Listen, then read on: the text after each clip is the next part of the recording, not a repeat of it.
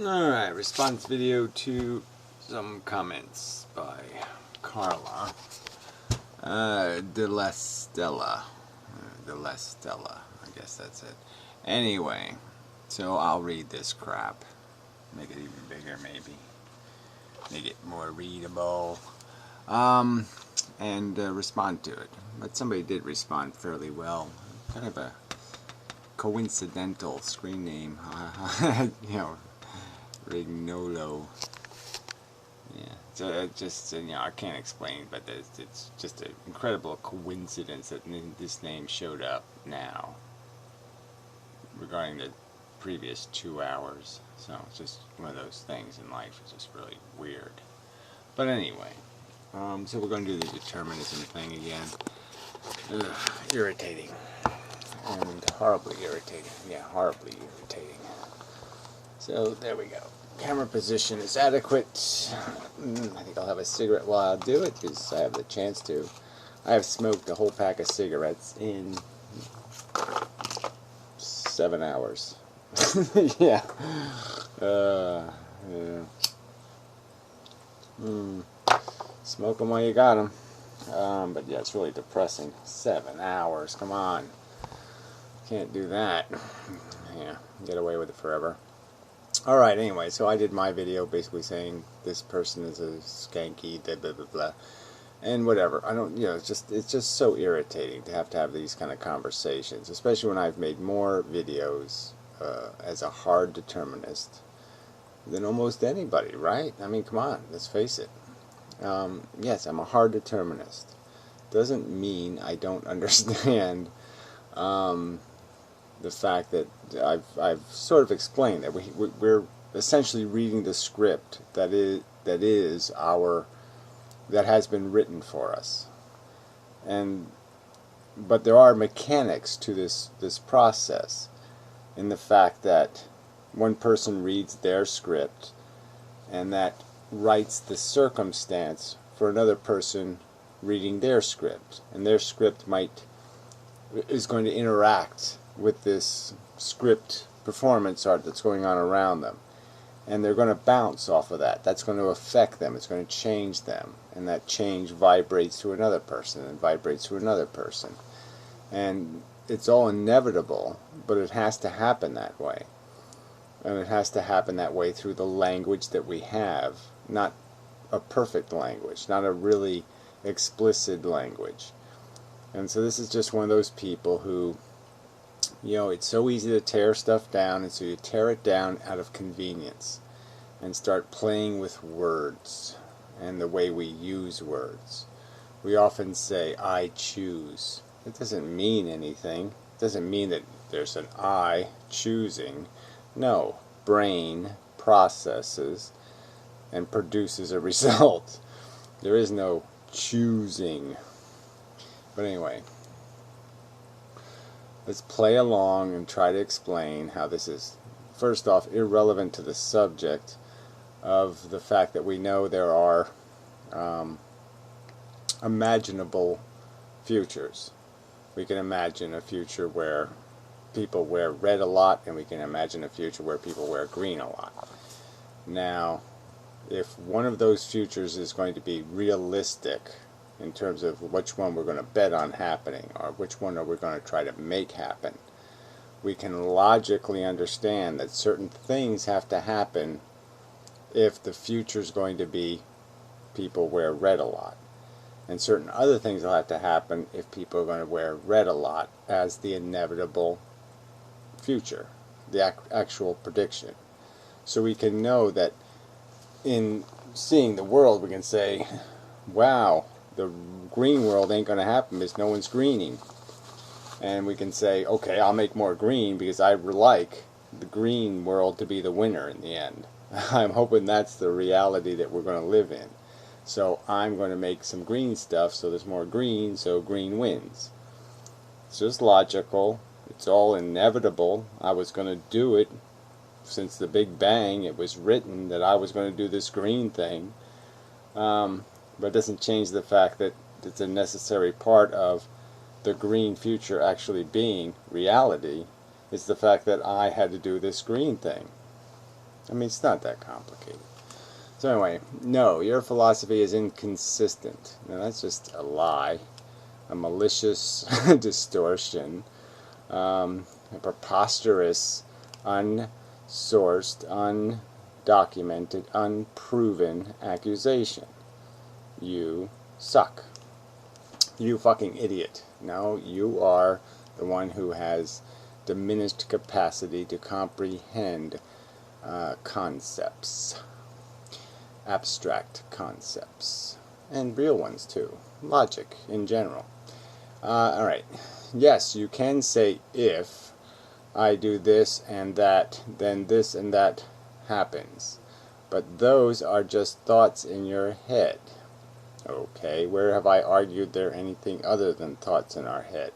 Where have I argued that we know what the inevitable future looks like exactly, and therefore don't have to rely on thoughts in our head as predictions based on where things are heading? Where have I done that? Oh yeah, I haven't done that. Because in a deterministic universe, those ifs, conditions are fixed and cannot be changed. Those ifs, conditions are fixed and cannot be changed. I don't know if that's written very well. But anyway, yes, conditions are fixed. All conditions are fixed. Brain is in a configuration. The configuration is the byproduct of its experience, its interactions, and its native disposal of processing parts. And yes, it will do what it will do. But what will be is dependent on what will happen now. Decides what will happen later. What happened before. I mean, it's yes. And all of it can be very complex because we're very complex. But it's all inevitable. True. Okay, so if the cause-effect chain is complete from beginning of time, yes, okay, duh, I don't need you to tell me that. So ifs, thoughts are merely fictions. Yeah, but they're useful fictions when we don't have the solution, when we don't have evidence, our knowledge, explicit knowledge of the future. And in reality, you don't ever really prevent anything. Well, in reality, you don't change anything. This is true. Change is an illusion. You don't change your mind or this other kind of stuff. No, you inevitably do what you're going to do. That's what we do. We inevitably do what we're going to do. But certain things won't happen unless certain conditions exist previous to that event. And those conditions, if they don't exist, our brain can see that they don't exist and can, through process, not deciding or anything, but just process, recognize that pick up bottle, put over here, world changes. Yeah, it can do that. Alright, since you never prevent anything, you can then also not give the prevention of a harm a real positive value. Well, that's where you're just wrong. Yes, the truth is we can't prevent in the sense that we can't go to the future, change the future in the future to prevent something. Yeah, we can't do that.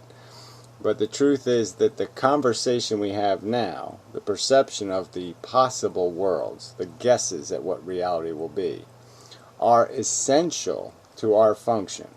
So having those perceptions, okay, and understanding them in a certain context with weighting, will decide how we affect the future, what we do.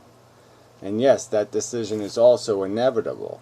But I'm just saying I have to read the script. Yes, it's a script, but the future is dependent on the script being read. We all have to do it. And part of the script I'm reading is this script that contains this logic seed, or whatever you want to call it, this logic vibration, okay, where one can say, if there's two choices, if there's two imaginable futures, and you can see a difference between them, the logical thing to do would be to choose the one that has the less harm in it. And so that logic is essential to behavior. If that argument isn't made, then the future will be the lesser world. And so you won't have prevented, by having the other world, you've already won.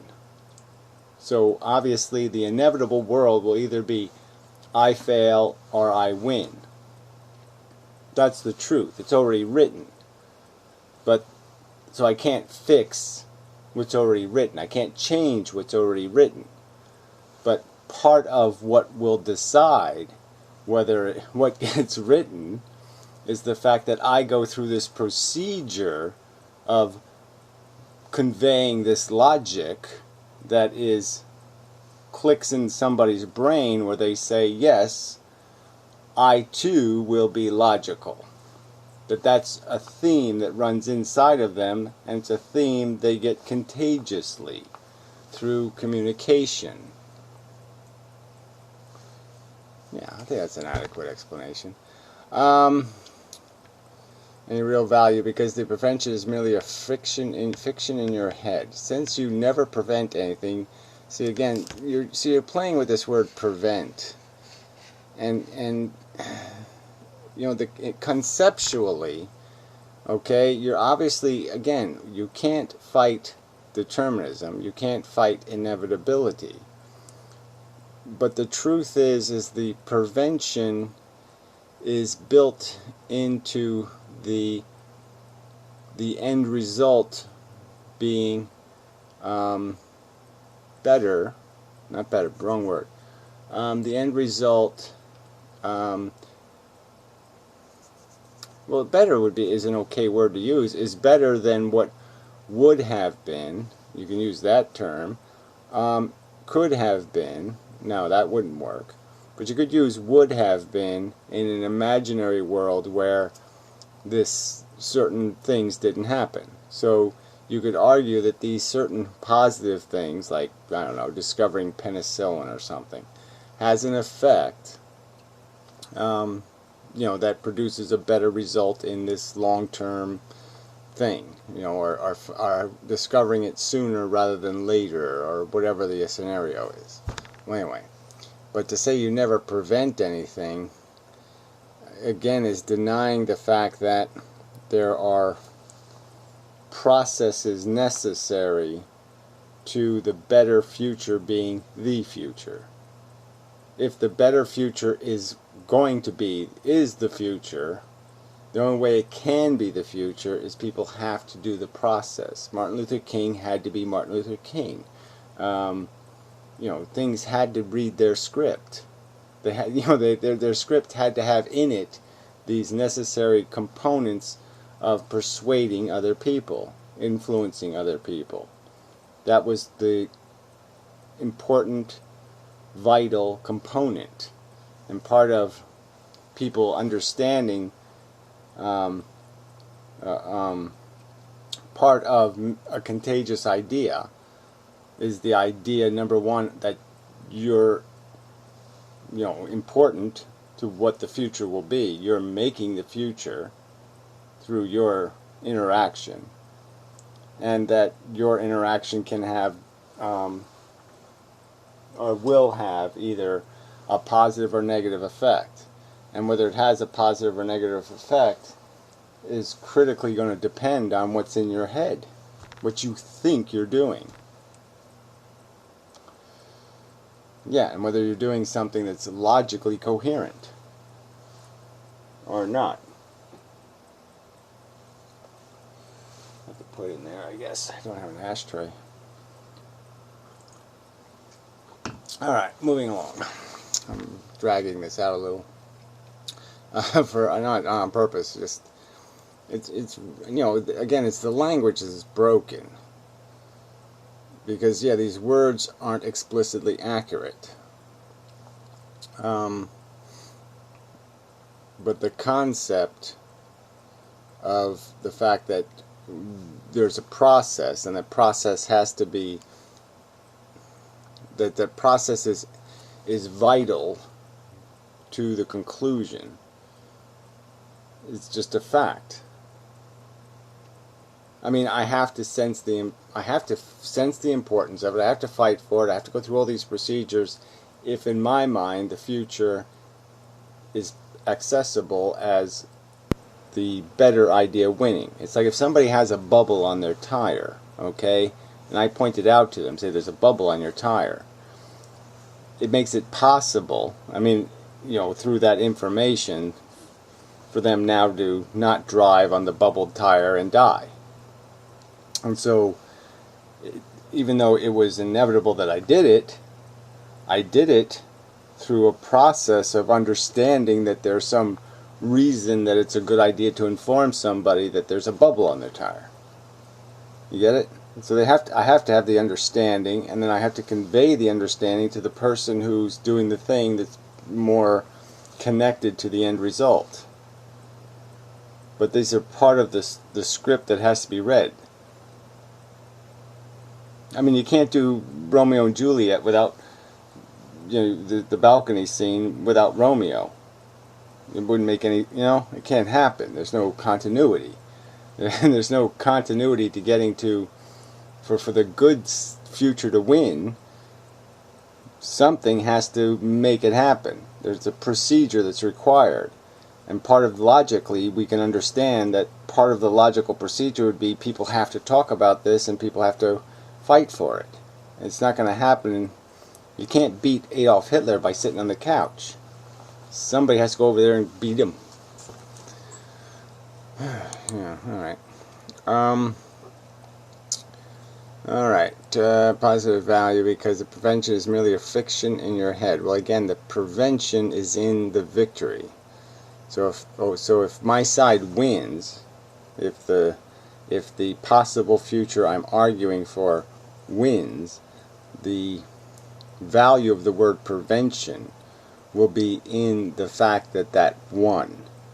Alright? Yes, we didn't prevent it because we already won. We have already won now, you could theoretically argue. We already won the argument. It's already a won war. Okay? But obviously it can't be won unless we do the fighting. You know what I'm saying? I mean, America already won the war a year before it went into World War II. It was already inevitable it was going to win the war. But it couldn't win the war unless people went to fight the war thinking there was some uncertainty about whether they were going to win the war. You get it? Come on, not that complicated.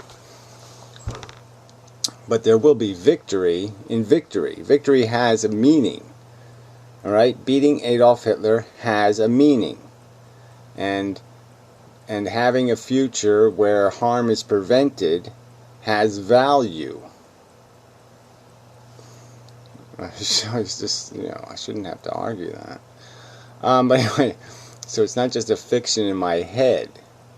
If my vision wins and your vision fails, it's not a fictional difference between those two worlds, in the sense that we can make distinctions between those two. And for my side to win, I have to make the argument. Well, somebody has to. It doesn't have to be me. It was never a possibility to begin with. Right? Again, well, I'm not arguing of the possibility of not winning. I'm arguing that when we win, we will win because we went through this procedure to win.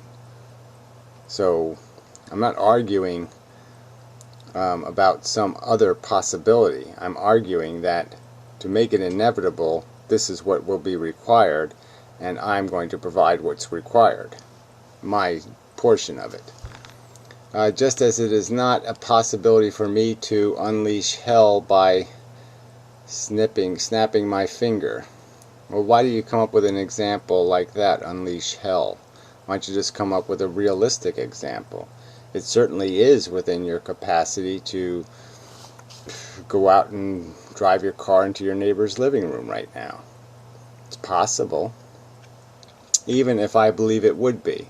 I mean, why do you come up with something you can't possibly do? That doesn't have anything to do with any of this discussion. So you can't. Yeah, it's therefore. How can you use an it's therefore like this is a proof of something? Because you can't do something that we both agree is impossible. That proves something? No. Use an example of something you can possibly do, which is to go out and drive your car into your neighbor's living room, or drive it off a pier. I'd probably like that better. A short pier. All right. Alright, even if I believe it would be. It's therefore not a real positive if I then don't snap my finger believing I would have prevented hell. Well, again, so that's just stupid. It's therefore not a real positive if I then snap my finger believing I would have prevented hell. Well, it doesn't, again, it doesn't matter what you believe, it only matters in the context that you will act based on beliefs. Beliefs will decide your action. So your beliefs have to be configured in a certain way for you to act a certain way. And your action will be integral to what will the future happening. So yeah. But yeah, you should use an example that was more in the realm of possibility. Because it's just a fiction in my head and nothing was really prevented. Well, again, use a different example. If you decide to become a vegetarian right now, because I tell you to prove something, you're saying that there's no, obviously that was inevitable that I would persuade you to become a vegetarian, and it would be inevitable that there would be a benefit realized because of that, in the sense that the world that would have existed, the imagined of the two choices, the imaginable world where more harm happens doesn't happen, and the imagined world where less harm happens is the one that actually is the actual future.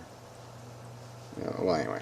And everything you believe you would have prevented is just as much fictional, a story in your head. Well, again, the difference between the imaginable, possible futures from our perspective, alright, the fact that they remain possible because we don't have certain knowledge of the future, there is a real difference between those imagined worlds. Correct? They're really different. They're substantially different. And that difference will be realized through the process of conversation. It merely appeared to be a real possibility to you. Well, again, obviously, the possibilities are just an appearance. They're just something we imagine. We don't have proof of the future because of your incomplete knowledge. Duh. But in truth, it never was. Doesn't matter whether it was or not. The fact is, the path to what will be has to be paved by our imagined perceptions. How would an objective observer with complete knowledge evaluate the game? Well, that's an interest. Of all the crap you say, that's the only thing of any real value here. Because if you had complete knowledge of the outcome, like I said, if you knew that Adolf Hitler was going to lose World War II, and you hadn't signed up for the war yet, but you knew he was going to lose, what would your response be? You're not told whether or not you're a soldier in the war, whether you die in the war, or any of that stuff. You're just told he inevitably does lose. Logically, you'd have to say, well, then I can go sit on the couch. I don't have to die in the war. Right? That would be the logic, right? Because you say there's no possibility that me not sitting on the couch could fail, right? Because we already know that he's going to lose. So the best choice I have is to do absolutely nothing. Right? I mean, logically you're given no option but to say no matter what you do, somehow Adolf Hitler loses. Right? Because no matter what you do, you'll only do one thing though, right? But why would you choose the thing that required you to do something that was unpleasant? The obvious rationale would be, I'll do something that's not unpleasant. I suppose the one thing that might work would be that you might think, well, wait a minute, maybe if I go, then some other guy doesn't get killed and all this other stuff, so maybe the outcome will be the same, but it'll be much more expensive if I go rather than if I don't go. If I go, less people die, or less soldiers die, or less something horrible happens, and if I don't go. So there'd still be a possibility of you having a question that might be troubling. But anyway, it is an interesting concept of how certain knowledge would disable logic in some respects, especially if you were told exactly what you were going to do. Because then, that would be a circumstance that would be so unintuitive to be said, well, here's exactly what you're going to do. And then for you to be told there's no possibility that you could deviate from any one of these interactions. And you'd just be like, well, what do you mean? My hand goes over here, and I can just say, no, I'm not going to move my hand over there. And you'd almost argue it would be impossible, because you would know that you didn't have to move your hand over there. So, there's so much of what we do without thinking. And if we actually had pre-knowledge of it, we'd be able to think it out of existence. So that would be a real paradoxical conundrum, the world would blow up kind of thing, if we had certain knowledge of a certain future. Would he say, oh look, harm is prevented for all of the infinity, many, in actuality, impossible if... This is not a good question. Alright. How would an objective observer with complete knowledge evaluate the game? Would he say, oh look, harm was prevented for all of the infinitely many, in actuality, impossible if condition that would have led to harm if they had been actual? Well, I'm not going to ignore it. It just doesn't matter. The point is that we read scripts, and the scripts are logic based, and logic is not viral, but it has a tendency to affect people in terms of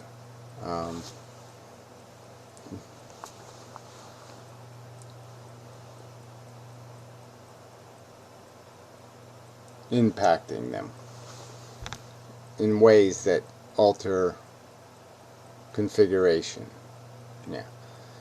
Of course not, because then infinitely many harm would have prevented. Infinitely many harm would have been prevented. Now, that doesn't mean anything. That's kind of a mess too. Infinitely many harm would have been prevented. So your harm prevention value is merely subjective. Well, that's just stupid. I mean, that doesn't have anything to do with the subject. Harm prevention value is merely subjective. Like I said, it's not a subjective opinion. Number one, it's a stated fact. And then number two, there's the prevention can be itemized. You can itemize the difference between the imaginable possible worlds and point out, possible as imagined worlds, because we can't know what will be. And though the difference between those imagined worlds is real, not nothing, it's as real as black man, white man. It's a real difference, and that difference, what will win in the end will win because certain things have to happen, and we can logically understand from this position what those things will be. Martin Luther King could figure out that if he was going to have a civil rights movement that was going to succeed, he'd probably have to, march on Memphis instead of going to 7-Eleven and having a slushie.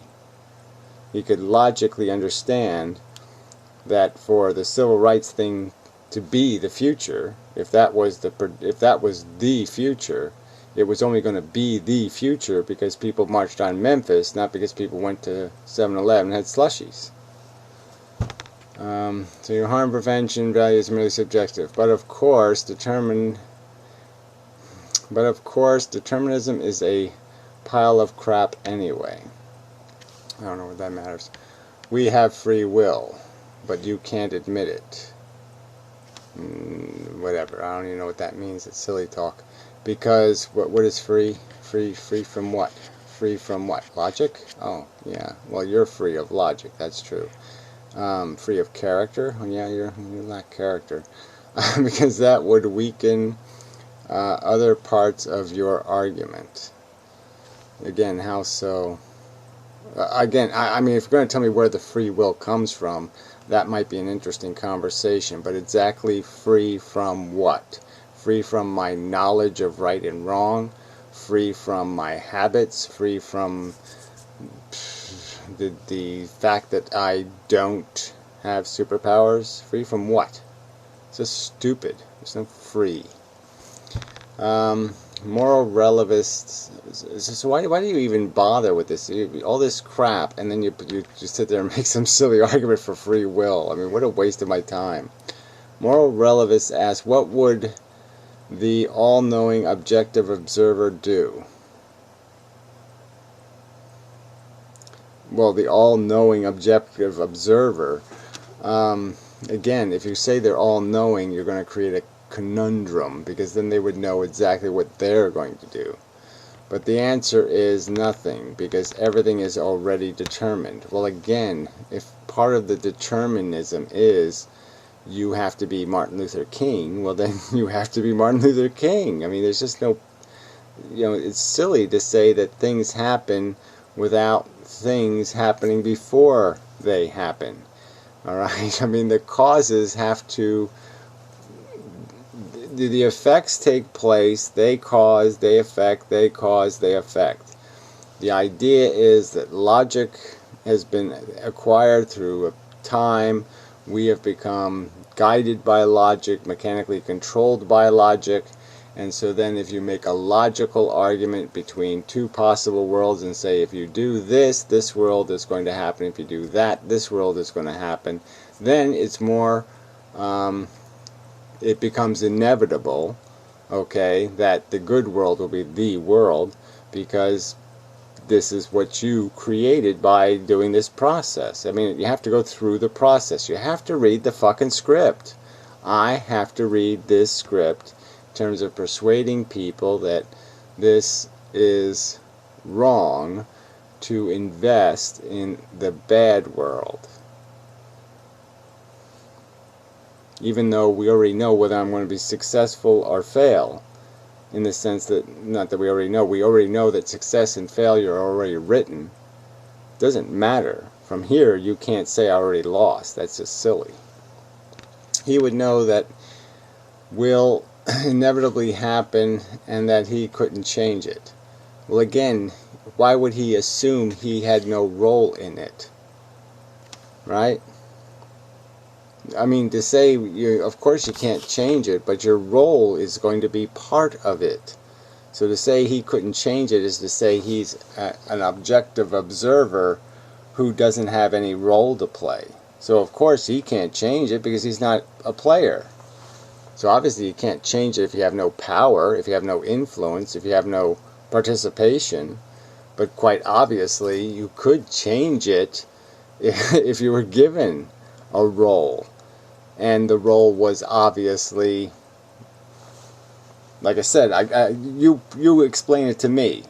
If somebody told me exactly what I was going to do, every single thing I was going to do for the next 10 minutes, what force would stop me from just saying, no, put my hands under my arms, and I'm not going to do any of this stuff you say I'm going to do? I mean, it just doesn't make sense that there'd be any force that would force it to happen, because now it's not going to happen because my thoughts have changed. My thoughts have changed, and therefore reality got changed, and therefore the future got changed. Yeah. He would know. So as soon as you give him knowledge of the future, you've changed the future. Yeah. Yeah, that's sensible. It shows that moral relativism plus determinism is inconsistent. Well, I'm sorry. You're just very stupid. Alright, so the Rignolo guy said, quoted the, "In reality you don't ever really prevent anything." He said, "You are a lunatic," and I think I agree, she's a lunatic, "and you don't understand determinism at all. Thinking if thoughts is part of the determinism." Exactly. We're determined by our conditioning in the process of our evolution as thinking people and the acquisition of knowledge, and that fact that we do this complex thinking and evaluating creates our behavior.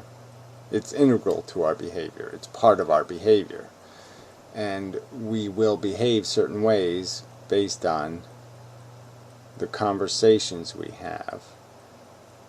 So the conversations are fundamentally necessary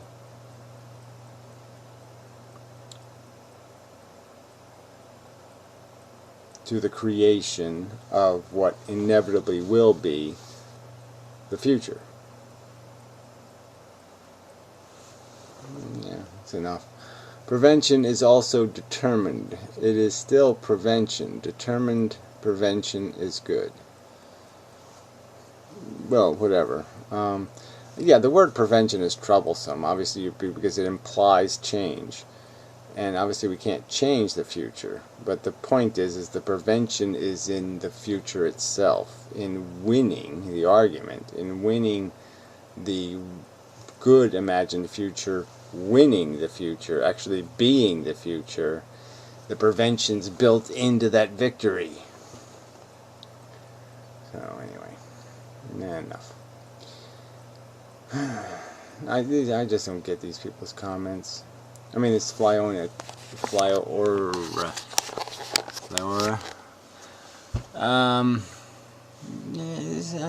I don't like this. The absence of pain is good, but really that doesn't last.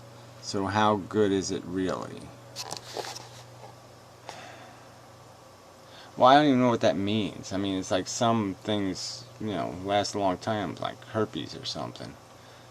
Yeah, the good of not having herpes lasts a long time. But I get that to get good, we have to eliminate bad. Well, I think the better thing to say is that it's not really good, and it's only an illusion in our head that we're winning, when in fact we're just not losing as badly. But okay, which sucks. It doesn't mean we suffer more so we can have more good, though. Well, I mean, obviously, you can't win because the good isn't real good. The good is just getting rid of bad. So the good is just less bad. So yeah.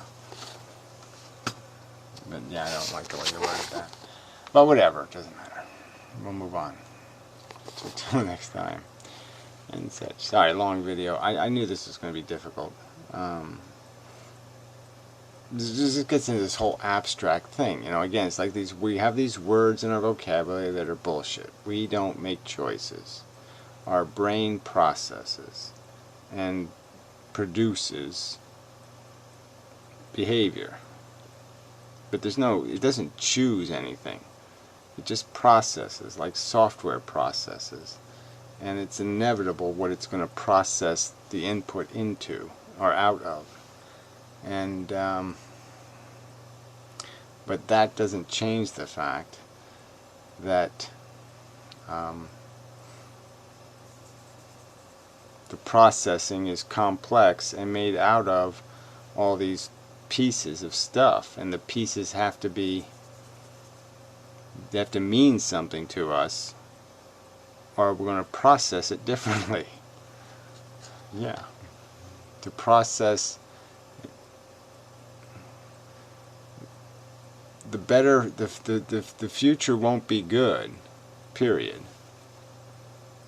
or exclamation point, if we don't make it good. That statement's true, period. Yeah, that's all that needs to be said. Determinism or no determinism, that's just a fact. We are going to make the future. We're the grit that it's made out of, the sand, the dirt, the cement, the substance, the interacting crap, the precondition. We are the precondition that will dictate what the future will be. And that's just a fact. And so what we do with the condition that we're in, what we do, I mean, that sort of implies that there's a variance. There's no variance. But I mean, the fact is yeah, we have to do it. We have to read our scripts. I don't know what else to say. The script's already written by my precondition. I have to read it. Yeah. I have to make the damn video. So quit bitching, bitch.